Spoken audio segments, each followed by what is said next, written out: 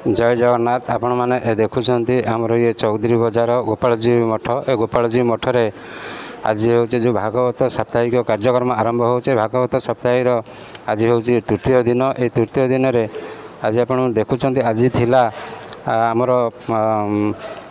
पंडित आशीष महाराजंकर आज सुंदर भाव आज जो कथा रखी आज थिला आज आमर नृसिंह महाप्रभुंकर आज कथा रखी ए बाबद मुझे आज 2 दिन धरी आसी पान आज तृतीय दिन में मुझे आसिक पहुँची आमर ये दिव्यज्योति यूट्यूब चैनल ए दिव्यज्योति यूट्यूब चैनल मध्य आमर भगवान कथा प्रचार प्रसार करवा आमर हूँ यहाँ धर्म। मोर ये चैनल मोर निःशुल्क चैनल ए चैनल रे मु कौन कौटी शुल्क निए ना। आमर जी एठिकार अच्छा ये चौधरी बजार गोपालजी मठर जो बासिंदा सब अच्छा जो मैंने कर्मकर्ता मैंने अच्छा आसतु आम टे कि शुणा से किसी वक्तव्य रखिए जो ये अनुष्ठान ये केते दिन अनुष्ठान आ जो पारायण ये से करुँच ये केते दिन है ये करुँच आम टे शुणा।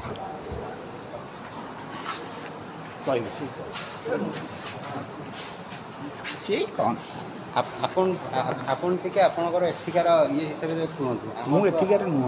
मु सीधे बाहर कहिए से प्रवचन सी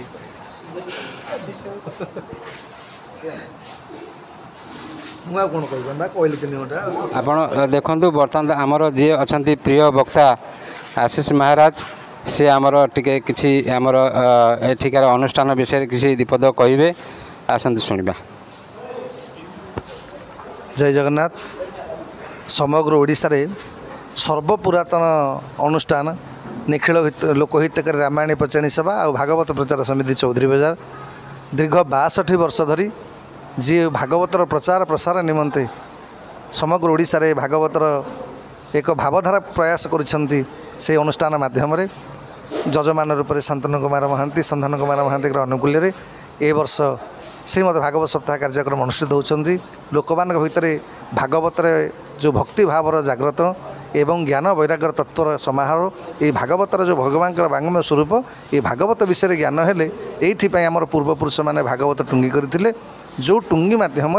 जगतर लोक मान भितर गोटे माने भक्ति भाव एवं ता सहित श्रृंखलित जीवन यापन जो शिक्षा ये केवल भागवत प्राप्ति हुए ये समस्ते आसतु ये भागवत श्रवण करवा एवं प्रत्येक दिन घरे भागवत पाठ करवा आ भागवत रहिले निश्चिंत भाव में कलिर प्रभाव आम घर उपर पड़ोनी आम संसार उपर पड़ोनी आम परिवार उपर पड़ोनी ये समस्ते भागवत को अध्ययन करवा भागवत को प्रणाम करवा भागवतर शरण पशिवा यहीटा हूँ एकमात्र काम्य। आपण मैंने शुणुले आमर पंडित आशीष महाराज तांकर जो अमृत कथा कहले मोर एतिकी अनुरोध आपण घरे घरे भागवत पढ़ंतु भागवत को बंचैकी रखंतु तेणु शरीर आपण समस्त रोग आरोग्य हब। जय जगन्नाथ।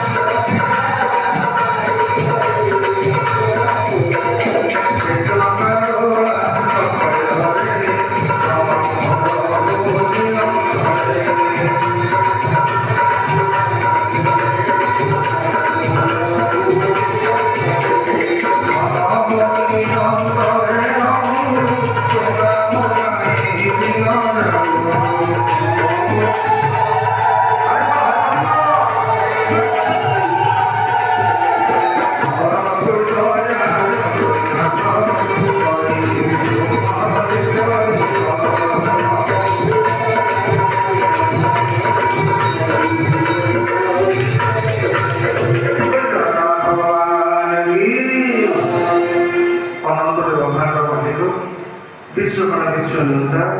ଅନାଥନାଥ ଅଗତିର ଗତି ଅସରଣ ଶରଣ ଉତ୍ତମ ସୃଜନ ଜଗତର ଜୀବନ ଜଗନ୍ନାଥ ମହାପ୍ରଭୁ ତ୍ରିଲୋଚନ ବଳଦେବଜୀ ପରାତ୍ମ ଭଗବତ ଜଗଜ୍ଜନନୀ ମା ସୁଭଦ୍ରିକା ଚକ୍ର ସୁଦର୍ଶନ ପୀଠାଧୀଶ୍ୱର ବୃନ୍ଦାବନ ବିହାରୀ ରସବସ ସକନ୍ଦ ମୌଳି ନନ୍ଦ ନନ୍ଦନ ଗୋପୀଜନ ବଲ୍ଲଭ ଦେବକୀ ପ୍ରାଣଧନ ପ୍ରଭୁ ଗୋପାଳଜୀଉ ଆଭାତରେ ସତ୍ୟୁଶ୍ରୀ ନିକୁଞ୍ଜ କୁଞ୍ଜେଶ୍ୱରୀ ରାଧାବାସେଶ୍ୱରୀ ମା ମହାରାଣୀ ପରମଶାସ୍ତ୍ର ଭାଗବତ ଇଷ୍ଟଦେବ ରଘୁନାଥଜୀଉ ଭଗବାନଙ୍କର କଥା ରସିକ ଗାଡ଼ିକା ପରିଗଣ୍ୟ ବୀର ଭଜରତ ବଡ଼ି ମହାରାଜ ମଧ୍ୟ ସତ୍ପୁରଦେବ ପୂଜ୍ୟ ପୂଜକ ବାବା କଳିଆଙ୍କ ପାଦପଣେ ଅନନ୍ତ ଦଣ୍ଡବତ ନିବେଦନ ପୂର୍ବକ ମାସଟି ପବିତ୍ର ଭାଦ୍ରବ ମାସରେ ଗୋପାଳଜୀଙ୍କର ଅହେତିକ କରୁଣାର ବାରିଧାର ସ୍ୱରୂପ ମା ରାଧାରାଣୀଙ୍କର କୃପାର ପବିତ୍ର ସ୍ୱରୂପ ଆୟୋଜିତ ଶ୍ରୀମଦ ଭାଗବତ ସପ୍ତାହ କଥାକାଳ ଯଜ୍ଞର କର୍ଣ୍ଣଧାର ସୁବଶ୍ରୀ ଶ୍ରୀ ବ୍ୟାସୀ ମହାରାଜ ଭାବିବୃନ୍ଦ ଭଗବାନଙ୍କ ସେବାରେ ବ୍ୟସ୍ତ ଥିବା ସମସ୍ତ ବ୍ରାହ୍ମଣ ଦେବତାମାନଙ୍କୁ ଭକ୍ତିମୁକ୍ତ ପ୍ରଣାମ ନିବେଦନ କରି ଭାଗବତ ପ୍ରଚାର ସମିତିର ସମସ୍ତ ସଦସ୍ୟ ସମାଧି ରାଜରେ ମଧ୍ୟ ପରଭୁଜ ସମ୍ପାଦକ ରୂପରେ ଦେବାନନ୍ଦ ସିଂ କାଶୀନାଥ ବେହେରା ହରିହର ବେହେରା ନିତ୍ୟାନନ୍ଦ ସିଂ ଇତ୍ୟାଦି ସମସ୍ତ ଭକ୍ତବୃନ୍ଦ ଯଜମାନ ଉପରେ ଆସନ ହେଇଥିବା ସନାତନ କୁମାର ମହାନ୍ତି ସନ୍ଧାନ କୁମାର ମହାନ୍ତି ଏବଂ ବାଦ୍ୟନ୍ତରେ ସହାୟକ ମୋର ସହଯୋଗୀ ବନବାଣୀ ମନା ବାବୁ ନିଜର ଯନ୍ତ୍ର ମାଧ୍ୟମରେ ଏ ସମଗ୍ର କାର୍ଯ୍ୟକ୍ରମକୁ ସର୍ବଜନ ଉପରେ ପ୍ରସାର କରୁଥିବା ୟୁଟ୍ୟୁବର ମାଲିକ ଶଙ୍କର ବାବୁ ଭଗବାନଙ୍କର ପାବନ କଥାକୁ ଶ୍ରବଣ କରିବା ପାଇଁ ଏ ପବିତ୍ର ଦରବାରରେ ଗୋପାଳଜୀଙ୍କର ପବିତ୍ର ପୀଠରେ ଉପସ୍ଥିତ ସମସ୍ତ ସଜ୍ଜନବୃନ୍ଦ ଭକ୍ତିମତୀ ମାଆମାନେ ଆଶୀର୍ବାଦ ଗୁଲି ଗୁଲି ପିଲାମାନେ ଆପଣମାନଙ୍କୁ ସମସ୍ତେ ଶ୍ରୀରାମେଶ୍ୱର ଯାଆନି କରବୁ ପ୍ରଣାମ ଯୋଜୁ ପାଣି ନ୍ୟାୟରେ ଆପଣମାନଙ୍କୁ ସମସ୍ତଙ୍କୁ ପ୍ରଣାମ। ଆସନ୍ତୁ ଭଗବାନଙ୍କର ଅପାର କୃପାରୁ ଆଜି ତୃତୀୟ ଦିବସରେ ଆମେ ଭଗବାନଙ୍କର ପାବନ କଥା ଶ୍ରବଣ କରିବା ସୁଯୋଗ ଲାଭ କରିଛେ ତ ନିତ୍ୟ ନିୟମ ଅନୁସାରେ ଆପଣମାନେ ଦୁଇବାର ମୋ ସହିତ ନାମ କୀର୍ତ୍ତନ କରିବେ ତାପରେ ଯେମିତି ଭଗବାନଙ୍କର କୃପା ହବ କଥା ଶ୍ରବଣ କରିବେ। ରାଧେ ଗୋବିନ୍ଦ ରାଧେ ଗୋବିନ୍ଦ ରାଧେ ଗୋବିନ୍ଦ ପରମାନନ୍ଦ ପରମାନନ୍ଦ ପରମାନନ୍ଦ ରାଧେ ଗୋବିନ୍ଦ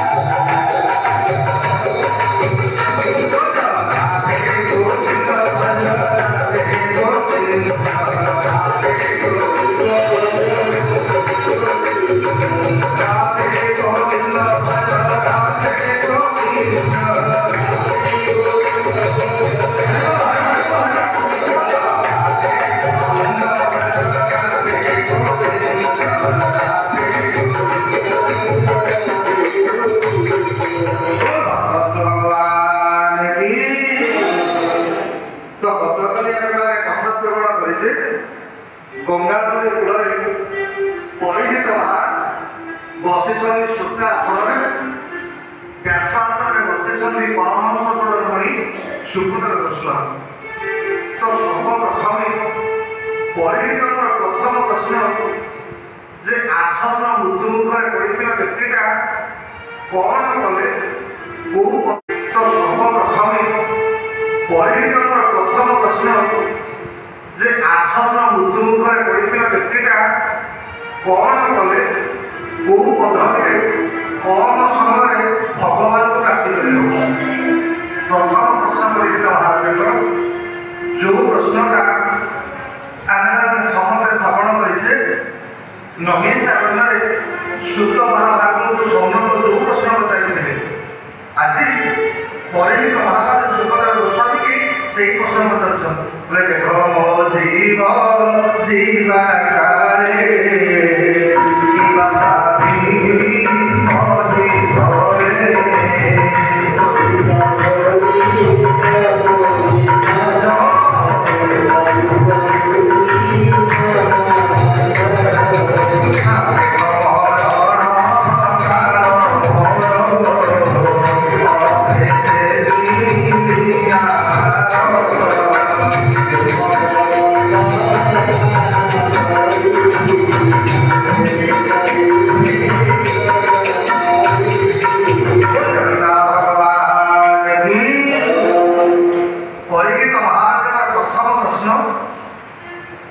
ପରୀକ୍ଷିତଙ୍କର ପ୍ରଶ୍ନ ନୁହଁ, ଏ ପ୍ରଶ୍ନଟା ଆମ ସମସ୍ତ ଜୀବମାନଙ୍କ ପାଇଁ ପରୀକ୍ଷିତ ପ୍ରଶ୍ନ କରିଛନ୍ତି। ଆଜ୍ଞା ଯେମିତି ଆମେ ସମସ୍ତେ କାଳର ଦର୍ଶନ କରିବେ, ଆଜ୍ଞା କାଳର ଦର୍ଶନ କରିବେ। ପରୀକ୍ଷିତ ମହାଦେବ ପାଖରେ 7 ଦିନ ସମୟ ଆମେ ଯେତେ ବସିଛେ, ଆମ ପାଖରେ ବି ବୟସ 7 ଦିନ। ରବିବାର ଠାରୁ ସୋମବାର ପର୍ଯ୍ୟନ୍ତ ସପ୍ତାହକ 7 ଦିନ ଭିତରେ ଆମର ବି ଆଜ୍ଞା ଦିନେ ଭଗବାନଙ୍କ ପ୍ରାପ୍ତି ହେବ। ଖାଲି ସେତିକି ନୁହଁ, ପରୀକ୍ଷିତ ତ ନିଶ୍ଚିତ ହେଇଯାଇଥିଲେ ଯେ 7 ଦିନ ପୂର୍ବରୁ ସେ ମରିବେନି। ପରୀକ୍ଷିତ ମନେ ମନେ ବିଚାର କଲେ, ଜଗତରେ କୌଣସି ଲୋକ ଆଜ୍ଞା ମୃତ୍ୟୁକୁ ବିଜୟ ଲାଭ କରିପାରେ ନା, କିନ୍ତୁ ସର୍ବପ୍ରଥମେ ପରୀକ୍ଷିତ ମହାରାଜ କହିଲେ, ସୁଖଦେବ ମୁଁ ଗୋଟେ ଏମିତି ଜନ୍ମ ପାଇଛି ଯେ 7 ଦିନ ପର୍ଯ୍ୟନ୍ତ ମୁଁ ମରିବି। ଏ 7 ଦିନ ଭିତରେ ଭଗବାନଙ୍କୁ ପାଇବା ଭାଗଟା କ'ଣ ଟିକେ ବତେଇଥିଲେ। ସୁଖଦେବ ଗୋସ୍ୱାମୀ ଆତ୍ମହତ୍ୟା କଲେ, ପରୀକ୍ଷିତ ଯେଉଁ ପ୍ରଶ୍ନଟା ତମେ ମୋତେ ପଚାରିଛ, ସେ ପ୍ରଶ୍ନଟା ଦିନେ ବିଦୁର ମୈତ୍ରେୟ ମୁନିକି ପଚାରିଥିଲେ। ହେ ବାପାମାନେ ମାଆମାନେ, ଯେତେବେଳେ ପରୀକ୍ଷିତ ମହାରାଜ ଶୁଣିଲେ ବିଦୁରଙ୍କ କଥା, ପରୀକ୍ଷିତ ପଚାରିଲା ବେଳେ, ସୁଖଦେବ ମୁଁ ଜାଣିଛି ବିଦୁରଙ୍କ ଜାତି ହେଉଛି ଦାସୀପୁତ୍ର ବିଦୁର, ଆଉ ସିଏ ପୁଣି କିଏ ପରମହଂସ ଚୂଡ଼ାମଣି ବ୍ରାହ୍ମଣ ମୈତ୍ରେୟଙ୍କ ପାଖକୁ ଗଲେ କେମିତି କହ। ଆଜ୍ଞା ଆପଣମାନେ ଭାଗବତରେ ଶ୍ରବଣ କରିବେ, ଯେତେବେଳେ ଭଗବାନଙ୍କର ସ୍ୱଧାମକୁ ଗଲେ, ସ୍ୱଧାମକୁ ଗଲା ପୂର୍ବରୁ ଆଜ୍ଞା ଭଗବାନ 16 ସହସ୍ର ଗୋପୀ କାହା କଥା ମନେ ପକେଇ ନାହାନ୍ତି। ଭଗବାନଙ୍କର 16,108 ରାଣୀ, ଭଗବାନ ତାଙ୍କ କଥା ମନେ ପକେଇ ନାହାନ୍ତି। ଭଗବାନଙ୍କର ଆଜ୍ଞା 1,68,000 ଭଗବାନଙ୍କର ପୁଅ ଝିଅ ନାତି ନାତୁଣୀ, ଭଗବାନ କାହା କଥା ମନେ ପକେଇ ନାହାନ୍ତି। କିନ୍ତୁ ଭଗବାନଙ୍କର ସ୍ୱର୍ଗାରୋହଣ ପୂର୍ବରୁ ଭଗବାନ ଜଣକୁ ମନେ ପକେଇଛନ୍ତି, ସେ ହେଉଛନ୍ତି ବିଦୁର। ଭଗବାନ କହିଲେ, ଉଦ୍ଧବ ଯଦି ତମର କେତେବେଳେ ବିଦୁର ଦେଖା ହୁଅନ୍ତି, ତାହେଲେ ବିଦୁରକୁ କହିଦେବ ଯେ ମୁଁ ତାଙ୍କୁ ମନେ ପକାଉଥିଲି ବୋଲି। ଆମେ ଭଗବାନଙ୍କୁ ମନେ ପକେଇବା, ଏଇଟା ବଡ଼ କଥା ନୁହେଁ। ଆଗେ ଜୀବ ମାତ୍ରାରେ ଆମେ ସମସ୍ତେ ଭଗବାନଙ୍କୁ ମନେ ପକେଇବା, କିନ୍ତୁ ଭଗବାନ ଯାହାକୁ ମନେ ପକାନ୍ତି ତା ଜୀବନଟା ହେଉଛି ଧନ୍ୟ। ଜୀବନରେ ଆମେ ଏମିତି କାମ କରିବା ଦରକାର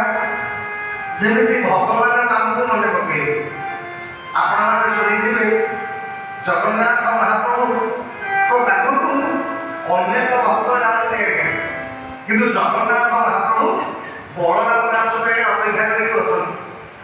ଲକ୍ଷ୍ମୀ ସାରଦାନୀ କହିଲେ, କହିଲେ ହରେ ପ୍ରଭୁ,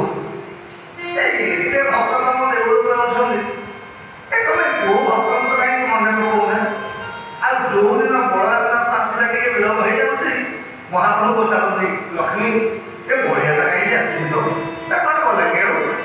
ତମେ ବଳରାମ ଦାସ ଏତେ ଭଲ ମନ୍ଦ କ'ଣ ପାଇଁ? ଜଗନ୍ନାଥ ବୁଝିଲୁ, ତାଙ୍କ ସଂସାରରେ ଯେତେ ଲୋକ ଆସନ୍ତି, ସେମାନେ ମୋତେ କେବଳ ନିଜ କାମନା ପୂର୍ଣ୍ଣ ପାଇଁ ଆସନ୍ତି। ସମସ୍ତେ କହନ୍ତି, ଏ ପ୍ରଭୁ ମୋତେ ଏଇଟା ଦରକାର, ମୋତେ ସେଇଟା ଦରକାର, ମୋତେ ଏଇଟା ଦିଅ, ମୋତେ ସେଇଟା ଦିଅ। କିନ୍ତୁ ଏକମାତ୍ର ଭକ୍ତ ବଳରାମ ଦାସ ଯେତେବେଳେ ଆସିବ, ସେ ଆଗ ପଚାରିବ, ସାରଦେ କାଲି ତମେ ଭଲରେ ଭୋଜନ କରିଛଟି? ତମକୁ ଭଲ ନିଦ ହେଇଛି ତ? ଏ ଦେବଦାସୀ ଗୀତ ଗୋବିନ୍ଦ ଗାଇଛି ଆପଣଙ୍କ ପାଖରେ। ଜଣେ ଲୋକ ଯିଏ ମୋ ଭଲ ମନ୍ଦ କଥା ପଚାରେ, କଳା ଶାନ୍ତେ ଅଛକେ ବନ୍ଦେ ସୁଖ ଦୁଃଖ ପଦେ ଦୁଃଖ, ସୁଖ ଦୁଃଖ ପଦେ দুঃখ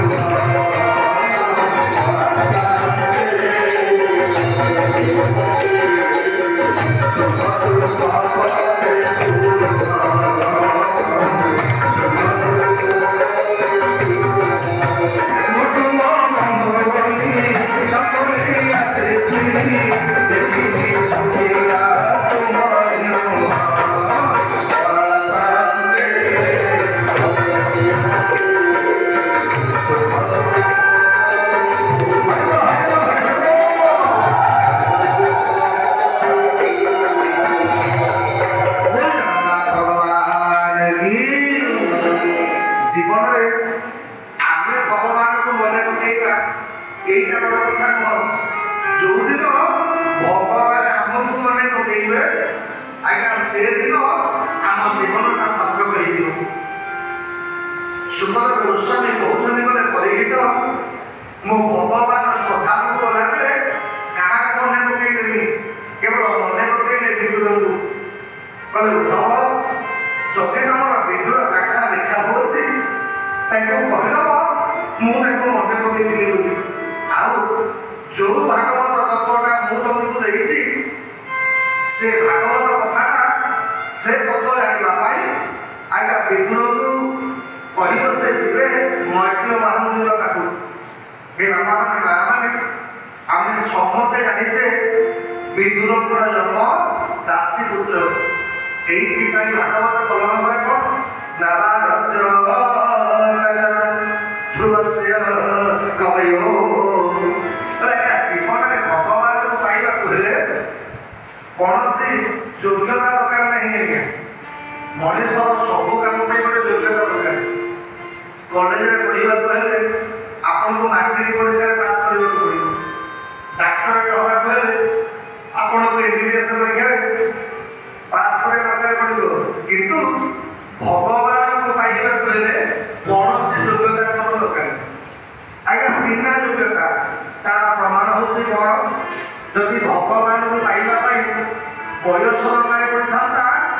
5 ବର୍ଷର ବାଳକ ଧ୍ରୁବ ଭଗବାନଙ୍କୁ ପାଇନଥାନ୍ତା।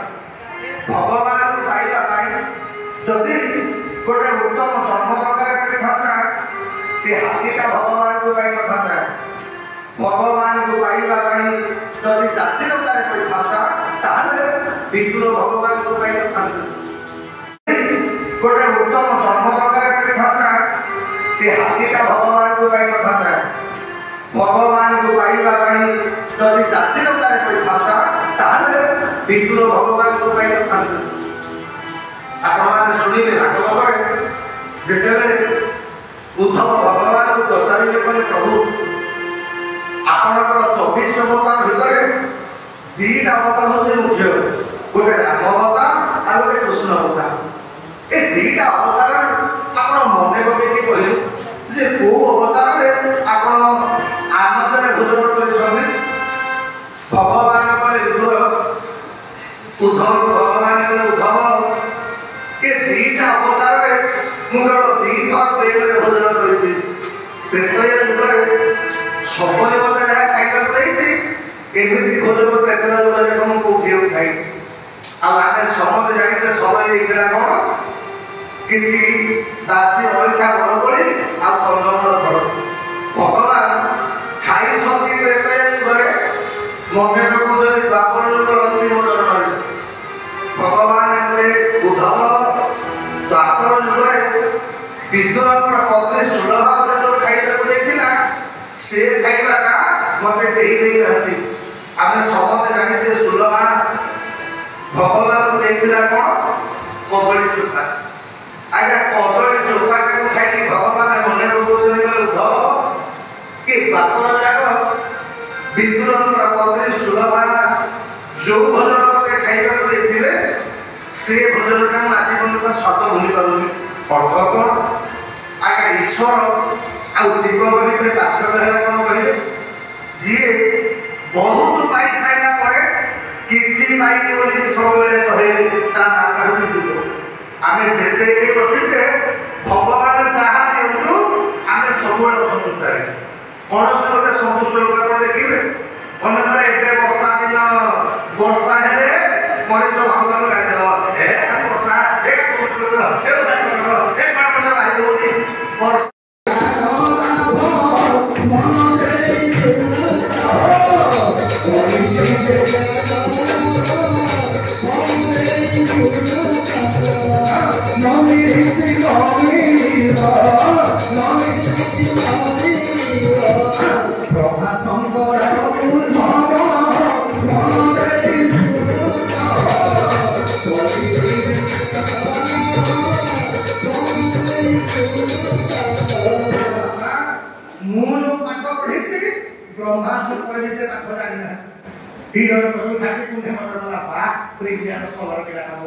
अरे वो दिने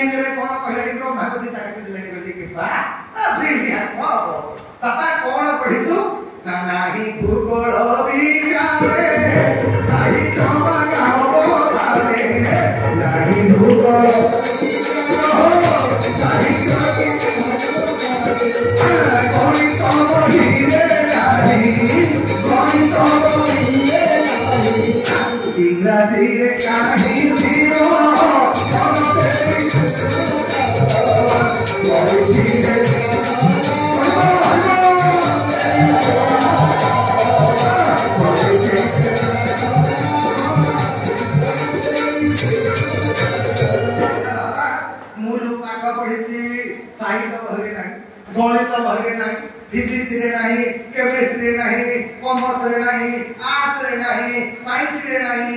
इनर सुते नाही बसला बोला पिलाटा की ब्रिलियंस म्हणाले पण बोले कोटे दिले की अरे ओ पाठ पढी ଟିକେ कहूनु ना बापा ये संसार रे केवल गोटे पाठ ना कोन ना चौद ब्रह्मांड करता नाम धन बापा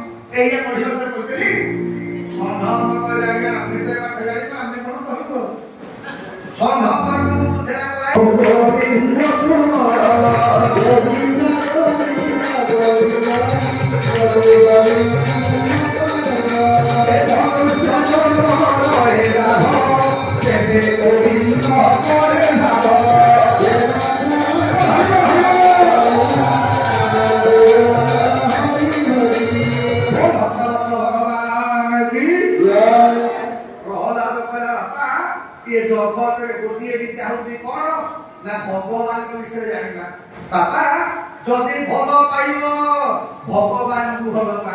जदि संपर्क रखिब तो भगवान सहित संपर्क रख असुर मान हसिले करे हैरान बसबू कौन ग्राम करे अरे दुनिया को बंद कर प्रबल ठाकुर बुझाटी अरे तोरी पुआटा के कोन कहूसी भाई भगवान लागला कह जड़ शुरू कला कोन हला मोरी सोना नहीं मोरी कह देबो ए किए से छ आक मारियो टाकिला घात को कराए एटा को नै कि जा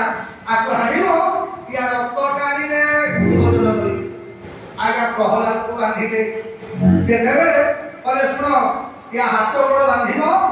जेते बेले गा दांतला को चले कि न गा जाक लोक जानिबे भगवान विष्णु को पूजा करे को कोन मिले भविष्य रे आ विष्णु को पूजा केही करिबे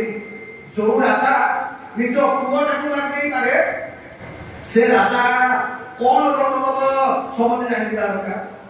आगे राज्य जाक लोक समझ राखिले घर 5 वर्षर बालक प्रहलाद से जमा कांदुनी प्रहलादर माँ कया जो पचारा गला प्रहलाद तो बापा तते मारिबे को नउची तू कांदुनु प्रहलाद गला माँ कांदिनी कोन पई आलो मु सुनिछि भगवान जाको भल पांती ताको डाकिनी मते राखुछि मो भगवान मते भल पाइले 5 वर्ष बयस रे ताको मते डाकिनी नउछि ना तू कांदिनी आगे संगे संगे जेते घाटवा पाखरे पहुंचे गले प्रहलाद कोन करा भगवान को धन्यवाद देला कहला नमस्ते नारायण नमस्ते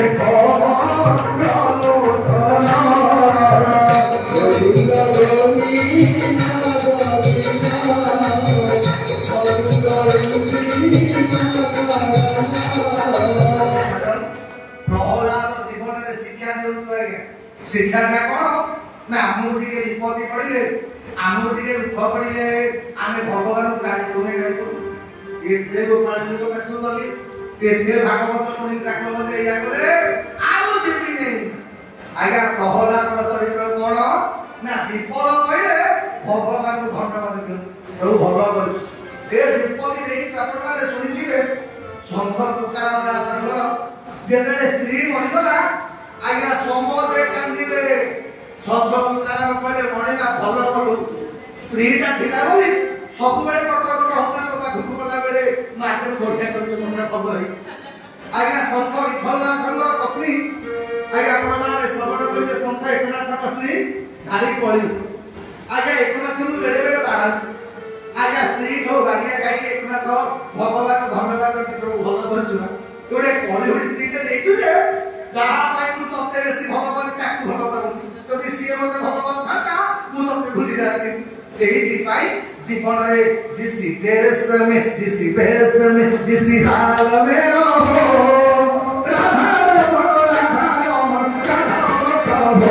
जिसी देश में जिसी देश में जिसी हाल में रहो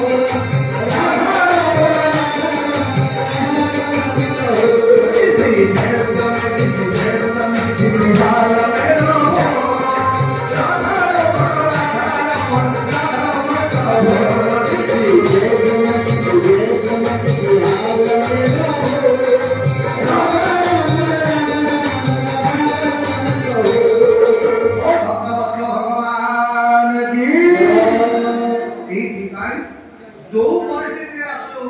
भगवान को धन्यवाद देवाटा शिखुन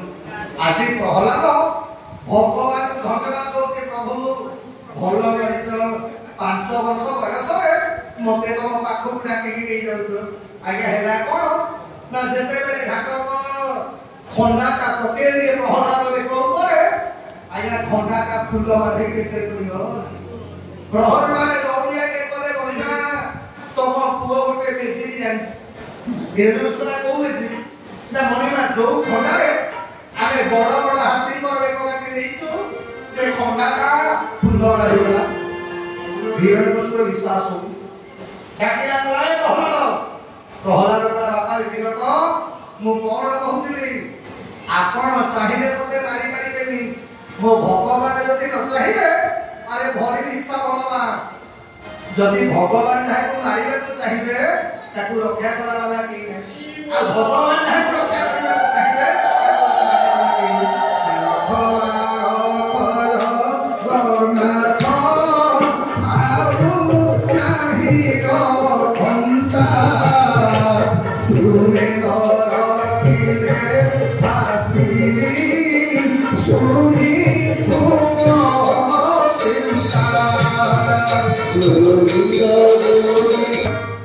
खंडारे गलानी असुर माने कहले मणिमा हिरण्यकशिपुर गोटे काम कर एटा को मारिबा कहले विष देई दियो खाई पारे आगे असुर माने प्रहलाद खाई पारे विष देई दी छथि प्रहलाद मां खाइबा थाली पड़े देखि देछि कला पोरे आज परिचारिका माने तो खाते विष छथि बापा को खाइबु आज प्रहलाद जेते बेले भोजन मिला आज्ञा खाद्य भगवान को नारे पानी बुलेले बुलेले आज्ञा खातो का खाइबा को आरंभ कला बेलको मां शिक्षिता पाइला विश्व छिबली खाद्य प्रहलाद मने मने भाबिला जे जो खाद्यटा मु भगवान को अर्पण करिछि आ से प्रसाद मु न पाइबी मो भगवान को पुण्य हो एया भाबिला आज्ञा विश्व खाइले किसी एरानी प्रहलाद बोला असुर माने कहले मणिमा पुओ मरुने जणे कहला मणिमा एटा सेरते मरिबनी नाउ ना हाथ गोड़ बांधि दबा पहाड़ ऊपर तळु पड़े जाओ कोछि हे कि आज्ञा प्रहलाद असुर माने पहाड़ ऊपर तळु पड़े जाला तू प्रहलाद मने मने भाबिला कहला ये पृथ्वी मां होछि मो मां अरे समुद्र वसन देवी पर्वत विष्णु पदे नमस्तुभ्यं पादस्पर्श क्षमस्वमे बोले भा आज केड़े बड़ भाग्य मो बापा आज मो मुक्ता काट हेलानी असुर माने दौड़िया बोले मणिमा तुम पुओ मरलानी मरुनी एबे काम कोन ना हाथ गोड़ बांधि दियो पेटे पत्थर बांधि की ताकू समुद्र उखाड़ी दियो पूरी मरबो आगे जेते बेले हाथ गोड़ बांधि देबे समुद्र में खोपाइला बेले प्रहलाद पाखने कला समुद्र कर प्रभु को जानि छी मो गुरु कहथिले आपण माने मो मां बापा आ मो मां बापा माने लक्ष्मी को बापा कोन माने को रोजा आज केरे बड़ भाग्य मो बापा मते आज मो ओजा घर को पठेइछि आगे जेते बेले रत्नाकर समुद्र को प्रहलाद ओजा बोली कि समुद्र करे प्रहलाद को माने समुद्र बोलू ना जा आ उड़े गए सामने सागे समुद्र कोन करे निजर तरंग राशि प्रहलाद को झुले गए नाकी तक जमी के ओजा झुला आई भगवान से झुलो सभी प्रहलाद को असुर माने दौड़े गए मणिमा तुम ଅସୁର ଗୋଟେ କାମ କର ସାପ ମାନଙ୍କ ବେଳେ ଛାଡ଼ିଦିଅ କହିଲେ ସାପର ଫଣା ପକାଇଲା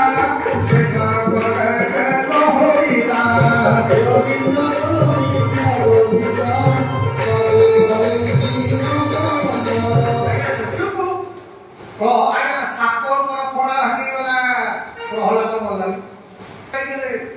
ମାଧବ ହାତୀଟା ଖଣିକି ଯାଉଛି ପ୍ରହ୍ଲାଦକୁ ଚାପି ଦେବା ପାଇଁ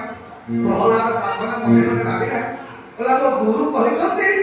ଭଗବାନ ସମସ୍ତଙ୍କ ପାଖରେ ଅଛନ୍ତି ଯଦି ଭଗବାନ ସବୁ ଜାଗାରେ ଥିବେ ଏ ହାତୀ ଭିତରେ ମଧ୍ୟ ଭଗବାନ ଅଛନ୍ତି ଆଉ ହାତୀ କଣ ଯାହା କରିବ ଯେତେବେଳେ ଭଗବାନ କହିକି ହାତୀକି ପ୍ରଣାମ କଲା ସାଙ୍ଗେ ସାଙ୍ଗେ ମତୁଆ ହାତୀ କଣ କଲା ପ୍ରହ୍ଲାଦକୁ ଶୁଣ୍ଢରେ ବସେଇଲା ଆଜ୍ଞା ମୁଣ୍ଡରେ ବସେଇକି ରାଜ୍ୟ ଯାକ ବୋଲେଇଲା ମଲାନି ପ୍ରହ୍ଲାଦ ହିରଣ୍ୟକଶ୍ୟପ ଭାବୁଛି ଯୋଉ ହିରଣ୍ୟକଶ୍ୟପକୁ 14 ବ୍ରହ୍ମାଣ୍ଡ ଆଜ୍ଞା 3 ପୁର ବିଜୟ କରିଛି 5 ବର୍ଷ ପିଲାଟାକୁ ମାରିପାରୁନି ଯେତେ ଚେଷ୍ଟା କଲା ଆଜ୍ଞା କୌଣସି କଥାରେ ଗଲା ଶେଷକୁ ହିରଣ୍ୟକଶ୍ୟପଙ୍କ ଭଉଣୀ ନାଟା ହୋଲିକା କହିଲା ଭାଇ ତୁ ମାରିବେ ତୁ ମୁଁ ମାରିଦେବି ହିରଣ୍ୟକଶ୍ୟପ କେମିତି ମାରିବୁ ନା ଭାଇ ତୁ ଜାଣିନୁ ମୁଁ ଅଗ୍ନିକି ସାଧନା କରି ଗୋଟେ ବର ପାଇଛି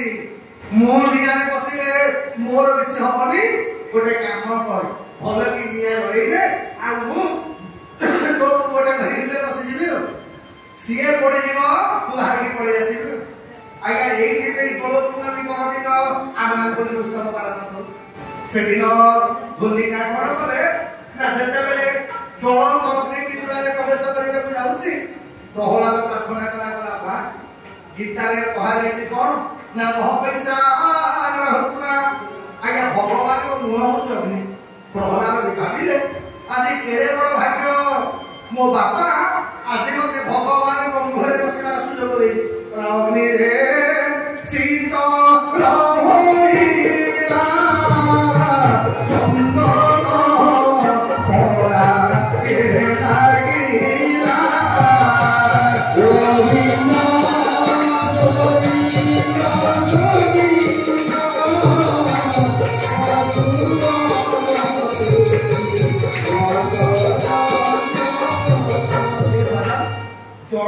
ହୋଇଲା ଆଉ ପ୍ରହ୍ଲାଦ ପୁରା ଚିକଣ ହେଇକି ପୁରା ଗୋଡା ରକ୍ତ ଭିତରୁ ବାହାରିଲେ ହିରଣ୍ୟକଶ୍ୟପର ମୁଣ୍ଡ କାମ କରୁନି 5 ବର୍ଷର ବାଳକଟାକୁ ମାରି ପାରୁନି ମରିବ କେମିତି ଅସୁର ମାନେ ବୁଦ୍ଧି ଦେଲେ କହିଲେ ରାଜା ଆମକୁ ଯାହା ଲାଗୁଛି ତୋ ପୁଅ ଦେବରାଜ ଇନ୍ଦ୍ରଙ୍କ କିଛି ଗୁଣି ଗୁଣି ଯନ୍ତ୍ରମନ୍ତ୍ର ଶିଖି ଯାଇଛି କରୁନି କେମିତି ନା କଣ କଲେ ମରିବ କହୁନ ନା ଗୋଟେ କାମ କର ଏଇଟା ଖାଇଲା ଶୁଣୁ ସିନା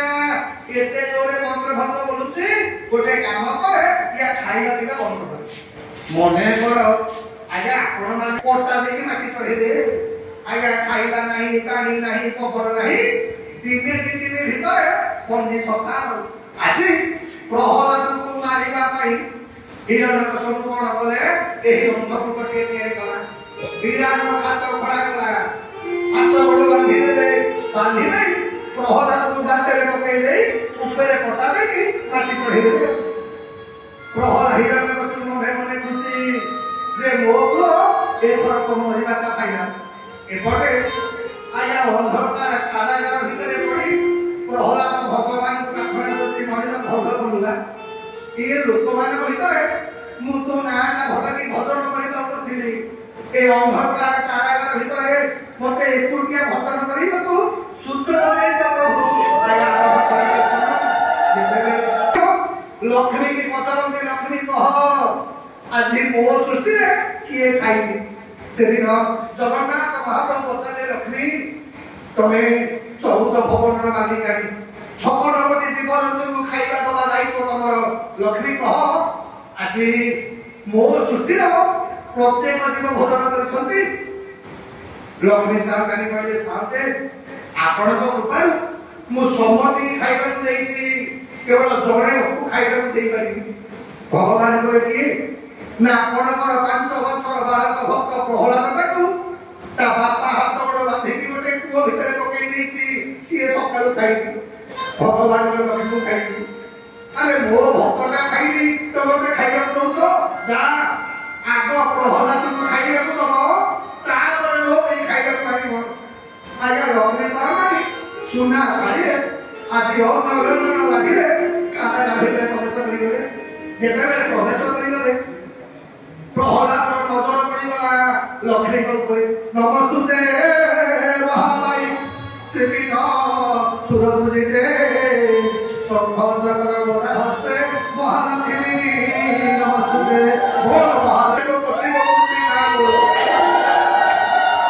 ଲକ୍ଷ୍ମୀ ସରକାରୀ ପଚାରେ କଲେ ପ୍ରହ୍ଲାଦ ବାପା ମାଙ୍କର ଗୋଟେ ବୋଲିକି ପୁଅ ତୋର କଣ ଭାବୁଛୁ? ତୁ କାହିଁକି ଭଗବାନ ଡାକୁଛୁ କହୁ? ଭଗବାନ ଡାକୁଛୁ ତ ବାପା ତତେ କେତେ ବର୍ଗ ଦେଲାଣି କହିଲୁ? କେତେ ମାଡ଼ ଖାଇଲୁ? କେତେ ଗାଳି ଖାଉଛୁ? ତଥାପି କାହିଁକି ଭଗବାନ ଡାକୁଛୁ କହୁ? ପ୍ରହ୍ଲାଦ ହସିଲା କହିଲା ମା ମନେ ପକେଇଲୁ ଆଜି ପର୍ଯ୍ୟନ୍ତ ତୋ କୋଳରେ ପିତାମହ ବ୍ରହ୍ମାକୁଣ୍ଡ ବସିଛନ୍ତି? ଲକ୍ଷ୍ମୀ କହିଲେ ନା। କୋଣ ଦେବରାଜ ଇନ୍ଦ୍ର ଚକ୍ରରେ ବସିଛନ୍ତି? ନା ନା। ମା ଆଜି ଯଦି ମୁଁ ବାପା କଥା ମାନିଥାନ୍ତି ଭଗବାନ ଭଜନ କରିଥାନ୍ତି ତୋ କୋଳରେ ବସିଥାନ୍ତି। ଆରେ କୋଳରେ ବସିବା ବ୍ରହ୍ମାରେ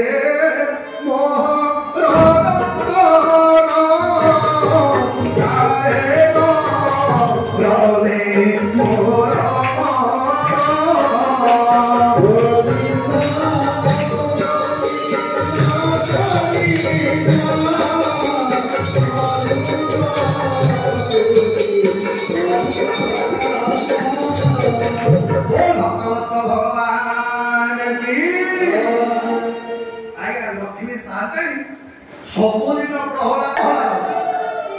ଇଏ ଭିତରେ କିଏ ଖାଇବାକୁ ଦଉଥିଲା? ପ୍ରହ୍ଲାଦ ବାପା ଏ ଦୁନିଆରେ ଯିଏ ସମସ୍ତେ ଖାଇବାକୁ ଦିଅନ୍ତି। ବାପା ମୁଁ ଯେତେବେଳେ ମା ଗର୍ଭରେ ଥିଲି ତ ମତେ ଖାଇବାକୁ ଦେଇଥିଲ? ନା ବାପା ମା ଗର୍ଭଟା କେଡ଼େ ଛୋଟ ତା ଭିତରେ ମତେ ଯିଏ ଖାଇବାକୁ ଦେଇଛି। ଆଉ ମୁଁ ପଦାକୁ ଆଇଲା ବେଳେ ମୋର ଦାନ୍ତ ନଥିଲା। ମୁଁ ବାହାର ଖାଦ୍ୟ ହଜମ କରିପାରିବିନି ବୋଲି ମୋ ମାର ରକ୍ଷରେ ଯିଏ ମୋ ପାଇଁ ଅମୃତ ଦେଇଛି ସେଇ ଭଗବାନ ମତେ ଖାଇବାକୁ ଦେଇଥିଲେ। ଆରେ ସିଏ ସାରା ଜଗତକୁ ଖାଇବାକୁ ଦେଇଛନ୍ତି। ଏ ଜୀବନ ଯୋଉ ତଳବନ ଗିରି ଆକାଶ ତୁମ୍ଭରିଲା ସବୁଠାରେ ପ୍ରକାଶ।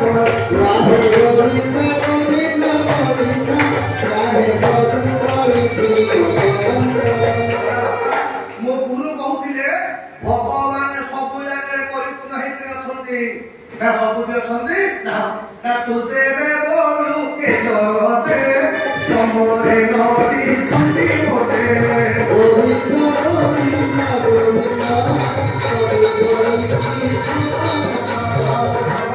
ଏ ସମୟରେ ଅଛନ୍ତି? ନା ମତେ ଦେଖାଯାଉନାହାନ୍ତି? ପ୍ରହ୍ଲାଦ ପ୍ରାର୍ଥନା କଲା ପ୍ରଭୁ ମୋ ଗୁରୁ କହୁଥିଲେ ଆପଣ କୁଆଡେ ସବୁଆଡେ ପରିପୂର୍ଣ୍ଣ ହେଇକି ଅଛନ୍ତି। ଆଉ ଯଦି ଆପଣ ଆଜି ସ୍ତମ୍ଭରୁ ପ୍ରକଟ ନ ହେବେ ମୋ ବାପା ବିଶ୍ୱାସ କରିବନି ଆଜି ଆପଣଙ୍କ ସ୍ତମ୍ଭରୁ ପ୍ରକଟ ହବ। ଭଗବାନ କଣ କଲେ? ତଦ୍ଗଣ ଦେବ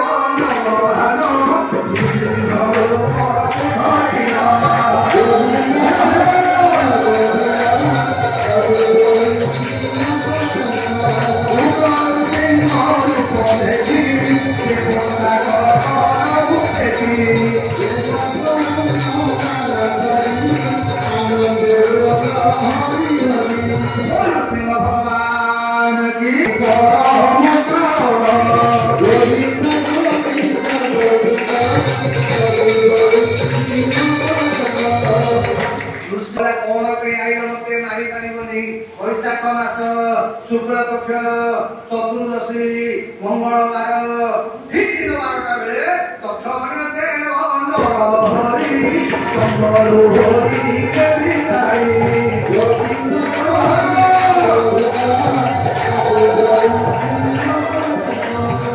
ଭଗବାନ କି ଭଗବାନ ପ୍ରକଟ ହେଲେ ଏବଂ ସନ୍ତାନ ଯେମିତି ଚିଲ ମାରି ବସେ ଆଜ୍ଞା ପର୍ବତ କଟିକି ଭଗବାନ ସେମିତି ହିରଣ୍ୟକଶିପୁ ମାରି ବସିଲେ। ଯୁଦ୍ଧ ହେଲା ଏମିତି ଯୁଦ୍ଧ ହଉ ଯେତେବେଳେ ସନ୍ଧ୍ୟା ସମୟ ଆଗତ ହିରଣ୍ୟକଶିପୁକୁ ଭଗବାନ କଣ କଲେ ମାରିବାକୁ ଗଲାବେଳେ ହିରଣ୍ୟକଶିପୁ ଅଟ୍ଟହାସ୍ୟ କଲା ପ୍ରଭୁ ଆପଣ ବୋଧେ ଜାଣିନାହାନ୍ତି ମୁଁ କଣ କଣ ବର ପାଇଛି ନା କଣ ବର ପାଇଛୁ ନା ଦିନରେ ମରିବିନି ରାତିରେ ମରିବିନି ଭଗବାନ ଦେଖିଲୁ ଏଇଟା କଣ ଆଜ୍ଞା ଦେଖିଲା ବେଳକୁ ଠିକ ସନ୍ଧ୍ୟା ସମୟ ପ୍ରଥମ ବର କ୍ୟାନ୍ସର କହିଲା ଘରେ ମରିବିନି କି ବାହାରେ ମରିବିନି ଭଗବାନ ନେଇକି ଦ୍ୱାର ବନ୍ଧରେ ବସେଇଲେ ଏଇଟା ଘର ନା ନା ଏଇଟା ବାହାର ନା ନା ଦୁଇ ନମ୍ବର ବର କ୍ୟାନ୍ସର ନା ମରିବୁ ନା ମରିବିନି ସର୍ବମଣ୍ଡ ମାତାରେ ମୁଁ ମରିବି ମତେ ମାରିବ କୋଉଠି ଭଗବାନ ଥିଲେ ଥିଲେ ତୀରକୁ ଦେଖିଲେ ଓଳେ ପକେଇଲେ କହିଲେ ଭଗରେ ଏଇଟା ସ୍ୱର୍ଗ ଏଇଟା ମର୍ତ୍ତ୍ୟ ନା ଏଇଟା ପାତାଳ ନା ନା ଏଇଟା କଣ ନା ଆପଣଙ୍କ କୋଳ ନାଗିଦେଲ ନା ନା କ୍ୟାନ୍ସର କହିଲା ମଣିମା ଆହୁରି ବଡ ଲାଗିଛି ନା କଣ ନା ବର୍ଷକୁ 12 ମାସ 12 ମାସ ଭିତରେ ମୁଁ ମରିବି ନାହିଁ ମତେ ମାରିବ କୋଉ ମାସରେ ଭଗବାନ କହିଲେ ବାପାରେ ଦେଖିଲୁ ଏଇଟା କୋଉ ମାସ ଆଜ୍ଞା ସେ ବର୍ଷ ଯୋଡା ବୈଶାଖ ପଡିଛି ପୁରୁଷୋତ୍ତମ ମାସ ବର୍ଷକ 13 ମାସ ହେଇଯାଇଛି କହିଲା ମଣିମା ମୁଁ ଜାଣିନଥିଲି 4 ବର୍ଷ ଦେଖାଲେ 13 ମାସ ହବ ବୋଲେ 13 ମାସ ମୁଣ୍ଡା ହେଇକି ଖାନ୍ତି ଭଗବାନ କହିଲେ ମରିବି ନା ମରିବିନି ନା କାହିଁକି ନା ଦେବତା ଅସୁର ଗନ୍ଧର୍ବ କିନ୍ନର ଯକ୍ଷ ନାଗ ନର ମୁଁ କାହାଣରେ ମରିବିନି ଭଗବାନ କହିଲେ ଦେଖିଲୁ ଦେବତାର ଲିଷ୍ଟରେ ମୁଁ ଅଛି ମୁଁ ଅସୁର ନା ମୁଁ ଯକ୍ଷ କୋଉଟା କୁହ ଆପଣ ନା ମରିବୁ ନା ମରିବି ନାହିଁ ନା କାହିଁକି ନା ମୁଁ ମଣିଷ ହାତରେ ମରିବିନି କି ପଶୁ ହାତରେ ମରିବିନି ଭଗବାନ କହିଲେ ଦେଖିଲୁ ମୁଁ ମଣିଷ ଆଜ୍ଞା ଅନେଇଲା ବେଳକୁ କଣ୍ଟାଠୁ ତଳକୁ ମଣିଷ ଭଳିଆ ଦେଖାଯାଉଛି ଉପରଟା ଦେଖାଯାଉଛି ପଶୁ ଭଳିଆ କହିଲା ମୁଁ ମଣିଷ ଦେଖିଥିଲି ସିଂହ ଦେଖିଥିଲି ହେଲେ ଏମିତି ହାଇନି ମଣିଷ କୋଉଠି ଦେଖିଲି ମଣିଷ ନୁହଁ କି ପଶୁ ନୁହଁ ଏବେ ଭଗବାନ କହିଲେ ମାରିବି ନା ମାରିବନି ମାରି ପାରିବନି ନା କାହିଁକି ନା ମଣିମା ମତେ ମାରିବ କୋଉଥିରେ ମୁଁ ଅସ୍ତ୍ରରେ ମରିବିନି ଜଳରେ ବୁଡ଼ିବିନି ନିଆଁରେ ପଡ଼ିବିନି ଚୁରି ଭୁଜାଲି ଖଣ୍ଡା ତ୍ରିଶୂଳ ଗଦା କୋଉଥିରେ ମରିବିନି ମତେ ମାରିବ କୋଉଥିରେ ଭଗବାନ କହିଲେ ବାପାରେ ତୁ ବି ମୁଁ ସ୍ପେଶାଲ ଅସ୍ତ୍ର ଘର ତିଆରି କରିକି ଆଣିକି ଦେଖିଲୁ ଏଇଟା କୋଉ ଅସ୍ତ୍ର ନଖ ବାହାର କଲେ ଭଗବାନ କହିଲେ ମଣିମା ମରିବିନି ଭଗବାନ କହିଲେ କାହିଁକି ନା ମଣିମା ମୁଁ ବର ମାଗିଛି ମୁଁ ଏମିତି ଅସ୍ତ୍ରରେ ମରିବି ସେଟା ଜୀବନ ହେଇନଥିବ କି ମୃତ ହେଇନଥିବ ଆଜ୍ଞା ଜଗତରେ ବସ୍ତୁ ଦି ପ୍ରକାର ଗୋଟେ ଜୀବନ୍ତ ଆଉ ଗୋଟେ ମୃତ ଆଜ୍ଞା ଆମେ ମାନେ ଜୀବନ୍ତ ଏ ପଥର ଖମ୍ବଟା ଏ ଟେବୁଲଟା ଏ ଲାଇଟଟା ଏ ସବୁ ମୃତ ବସ୍ତୁ ଦି ପ୍ରକାର ଆମେ ସାଇନ୍ସରେ ପଢିଛେ ଆଉ କଣ ଭଗବାନ କହିଲେ ଧନରେ ତୁ ଏଇ ବଡ ଲାଗିଛୁ କି ନା ଆଚ୍ଛା କହିଲୁ ନଖଟା ଜୀବନ୍ତ କି ମୃତ बोला नहीं मणिमा का जीवन तो बढ़ुची ना बढ़ुची काटे रक्त बाहरुची ना काटे कष्ट होची ना ना मणिमा मृत ना बढ़ुची के आया भगवान एमिति दिटा आइटम तयारी करछन्ती गोटे केश आ गोटे नख ना बढ़ु थब काटे रक्त बाहरु सबु तक बड़ फेल हेगला बोले तथ्य बड़ा देव एमिति हम सौभाग्य आज नृसिंह चतुर्दशी आमे नृसिंह भगवान चरित्र श्रवण कले आ अनेक व्यापक प्रसंग रही तापर आसंता काली भागवत चतुर्थ दिवस रे आमे